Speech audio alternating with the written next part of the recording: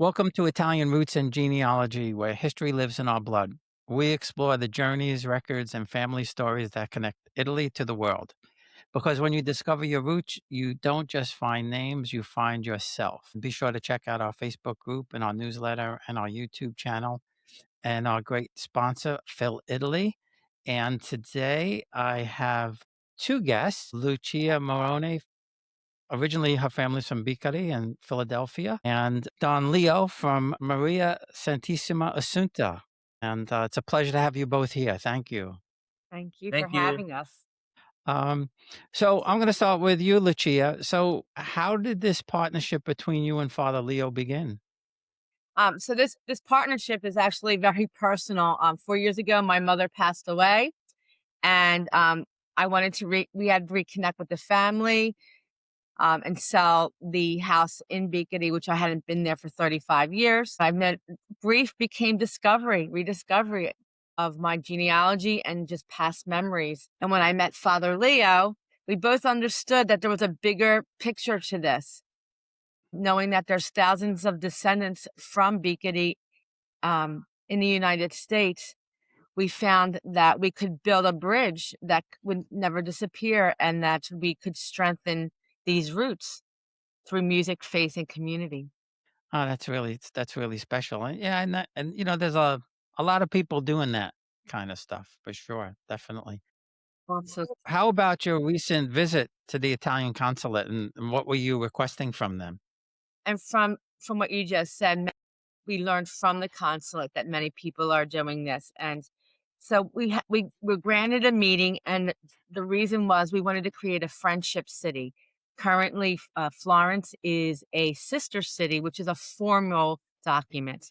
Friendship cities are less formal, where you just request assistance, and they've been open with us and have provided lots of resources. And the reason why we asked that we be a friendship city is because 1,500 immigrants from Biccari came into Philadelphia.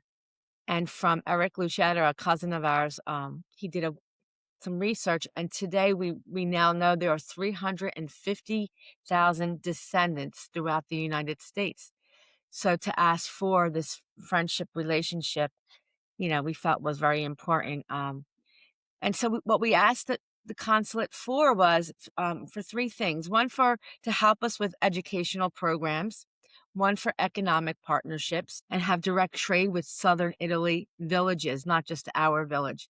For those of you who do not know, many of these villages sell their products to Northern Italy, and they lose money, and they're losing people and population. But this is another way to keep population in these towns. Also, just to give structure and visibility to these villages. And um, we know that the consulate was very open. As a matter of fact, we actually have received our first email from them with some information to help us move forward with some of these projects. So we know they were very true and valid and interested in our projects. I So want to talk about the meaning of friendship cities and what, the value for us, for him as a pastor as well. Okay. yeah, Yes, it's creates opportunity on both sides. For Biccari, it strengthens economic sustainability, encouraging tourism, supporting small business, and creating pathways for direct trade of authentic products like olive oil and artisan goods. So, for Americans, especially Italian Americans, it restores identity. It gives people a place they can point to and say, this is where my story began. And uh, we want you to know that our mayor was involved in our project going to the consulate. We all wrote this project together on what we needed from them for support. And at the end, we even last minute idea was just when we were in there, I said, "Would you like to speak personally with our mayor?" And we FaceTimed them. yeah. I met some of the mayors from my hometowns over the last few years. Certainly in Torito a few years ago, and before that in Capricota and Molise and Avellino, and it's truly a great experience to walk in the footsteps. People tell me they go to Italy, and I say, "You're going to the hometown," and they say, "I don't know anybody there," and I said, "You don't have to know. You don't have to know anybody." Right. Exactly. So, Lucia, tell us about the Biccari music festivals. So our festivals, we began the festivals 3 years ago with the help of Don Leo and the mayor. It's a time for American and Italian musicians to play together. They perform side by side, and I truly have witnessed something extremely, extremely extraordinary. When these musicians rehearse together, these barriers disappear. I mean, I don't just bring Italian American musicians. I'm bringing people from all cultures. I've had people from Canada. This year we have someone from Tokyo. I had someone from Mexico last year. They come and they don't speak the languages, but at the end they all connect. Backgrounds just don't matter. And what matters is listening. And this is a powerful lesson for society. I mean, through music, we create harmony, not just in the sounds, but with human relationships. So it's strong. We do these festivals. This year we're doing two, one in June and one in August. So any musicians are welcome to come. We also have a non-musician track, and Don Leo and the mayor help us with that portion of the program. There's something going on every minute of the day. You don't have to do every activity, but we most of the activities are in town, but we do take trips outside of the town. And last year we went to Pompeii and Padre Pio. So it's a great experience. Yeah. Yeah, that sounds great. And then also there's a university program that's gonna start in, I believe, 2028, right? Correct. So I work as an adjunct at the Rowan University. It's a state college in New Jersey, and I've been doing these festivals. And I've asked students to come with me, and they come, but it's non credited right now. So we explored the feasibility in the fall about doing this, and we had our formal meeting this week, and the paperwork is in the process, and the anticipation date is January of 2028. So it will be accredited. What'll happen, it'll be part of the spring program. So they'll begin the coursework here in New Jersey. And then the last 2 weeks, they'll go and finish the coursework there where they will perform not only we'll stay in Biccari, but we'll go to different historical sites to perform. That's great. Are you doing this, or do you know of the Italian Heritage Commission in New Jersey? No, I don't. Uh, well, I'm gonna send you some information because I have contacts with the executives there, and this is kinda right up their alley. So I'll introduce you to Vincent Maeo, who's I don't know if I guess I'll probably say the wrong title, but he's like the chairman or the president, and then, Margaret Fontana, who is the executive director. And, they may be able to help you with some of this stuff, or they're based at Rutgers, and they have a whole big program around it, and you can look them up. It's the Italian American Heritage Commission. Okay. And New Jersey, there are only 2 states that have that, New Jersey and I believe Delaware. Wow. So it's a great thing. So, how has this changed your life? When my mother passed, I retired to take care of her, and I just didn't know what I was gonna do after she passed because I had given up my career, but just everything fell into place. This mission really gives deeper meaning to my life, and, what began as mourning became purpose. That's reconnecting with my ancestrals have helped me understand my identity, um, and it's something that needs to be nurtured with everyone. Now, through music, education, and cultural exchanges, I see others experiencing the same reconnection, whether they're Italian American or not. Watching people discover their roots, sit in a church where their ancestors were once baptized, or perform music in a town square, it's just transforming. The biggest thing I see is, especially for the college students that I've brought and the adults, when they come to this small town, they leave the technology behind, and they're learning how to really connect with people. And I think what's the difference between studying in Rome and studying in Biccari? I think people really need to reconnect with community and nature. We have a mountain, and there's lots of outdoor activities. We have small culture where they can learn there's cooking classes. They can hang out in the piazza. They see 3-year-olds talking with 90-year-olds, Mm. and there's no telephone involved. Uh, yeah, and, certainly I got to do some of that. I got to sit in my ninth great grandfather's chair in the church in Avellino because he was the Prince of Avellino, and Mhm. they let me sit in his chair, which was truly amazing. And Don Leo may be interested in this. My I think 13th great grandfather Mhm. was Pope Paul III. So very interesting. Popes weren't supposed to have children, but he happened to have a few.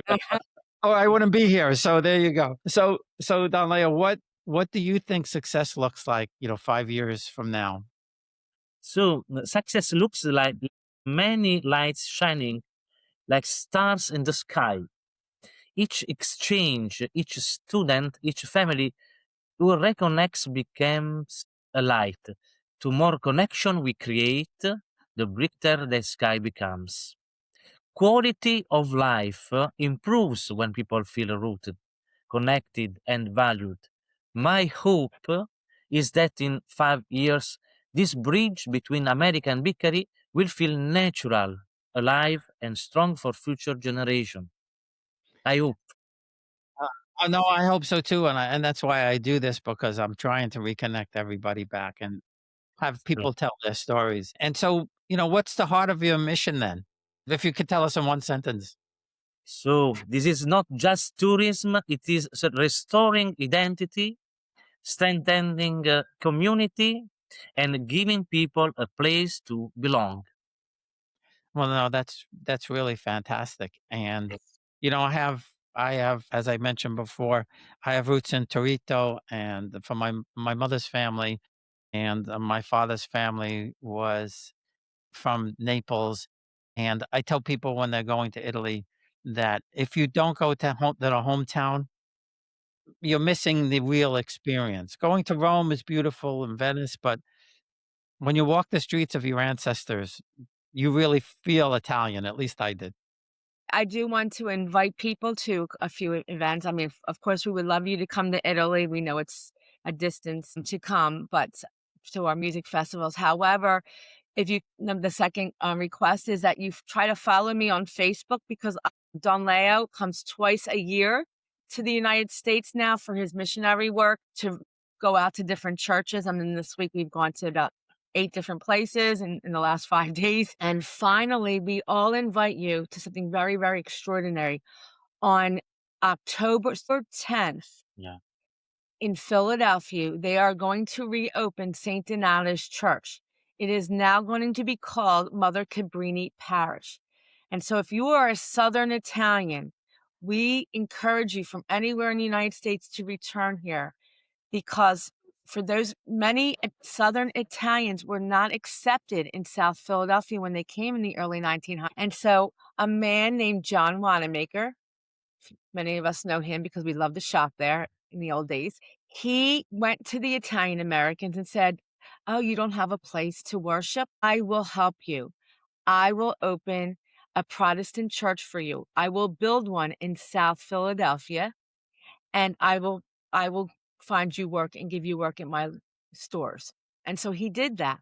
And that is when finally the Diocese of Philadelphia realized they were losing parishioners. And in West Philadelphia, right in front of the Protestant church that John Wanamaker built, they opened up St. Donata's Parish.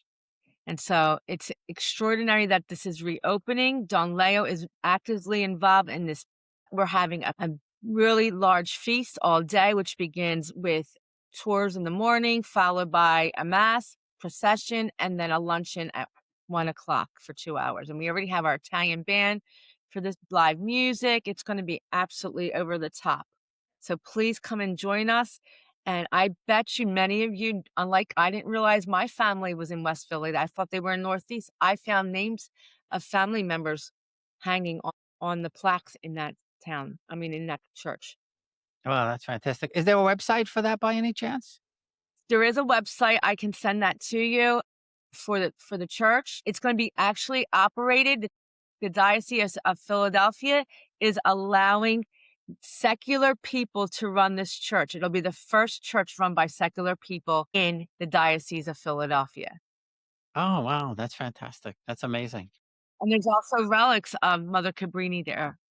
So it's extraordinary. Well, And I that's have a flyer. I have to make the flyer this week 'cause we just had a meeting this week, but I will send all that over to you so you can post it as well. yeah, absolutely. I'll put it on my Facebook groups and we'll do something on my blog page too.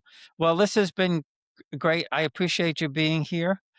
There's a lot of interesting information, and just love talking. I especially love when I get to talk to a real Italian as just opposed to an Italian American. So thank you so much.